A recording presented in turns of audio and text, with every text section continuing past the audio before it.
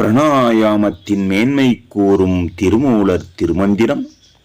புறப்பட்டு புக்கித் திரிகின்ற வாயுவை நெறிப்பட உள்ளே நின் மலமாக்கில் உறுப்புச் சிவக்கும் ரோமம் கருக்கும் புறப்பட்டு போகான் புரிசடையோனே.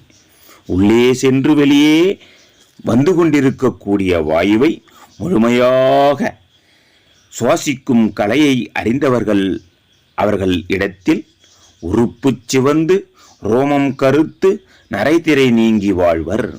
புரிசடையோன் என்கின்ற சிவபெருமான் நம் உடலில் நிலைக்கப் பெறுவான் என்பதை கூறும் திருமந்திரப் பாடல்.